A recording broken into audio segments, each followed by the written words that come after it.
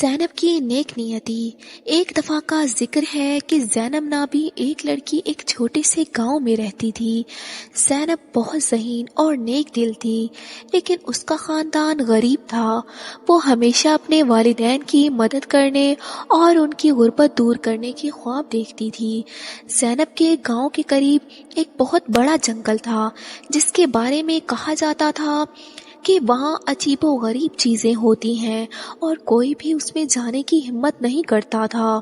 ایک دن زینب کے والدین بہت بیمار ہو گئے اور ان کے علاج کے لیے کافی پیسے نہیں تھے۔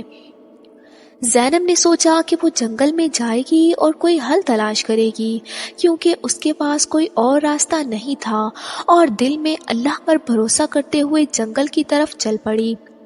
جنگل میں ہر طرف گھنے درخت، پرندوں کی آوازیں اور عجیب و غریب مناظر تھے۔ کچھ دیر بعد زینب کو ایک عجیب سی روشنی نظر آئی جو ایک بڑے درخت کے نیچے سے آ رہی تھی۔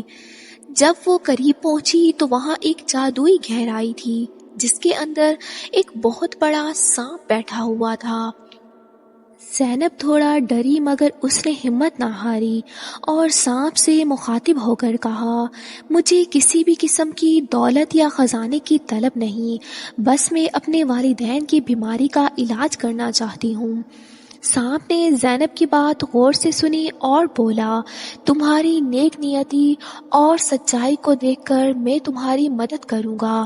سانپ نے اپنی دم سے ایک چمکتی ہوئی چھڑی نکالی اور اسے زینب کو دیتے ہوئے کہا، یہ چھڑی جادوئی ہے، اس کے ذریعے تم اپنی مشکلات حل کر سکتی ہو، لیکن یاد رکھنا اس کا استعمال صرف نیک مقصد کے لیے کرنا ہے۔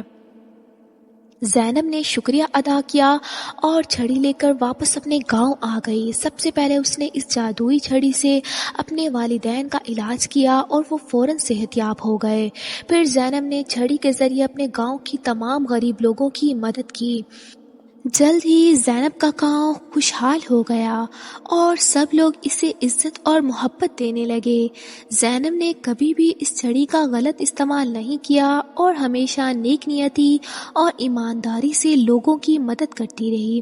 ایک دن جب اس نے تمام لوگوں کی مدد کر لی تو جادوئی چھڑی خود بخود غائب ہو گئی، لیکن اس وقت تک زینب اور اس کا گاؤں بہت خوشحال اور خوش تھا۔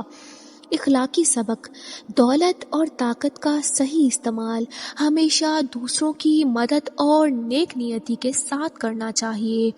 لالچ اور خود غرضی انسان کو کبھی حقیقی خوشی نہیں دے سکتی۔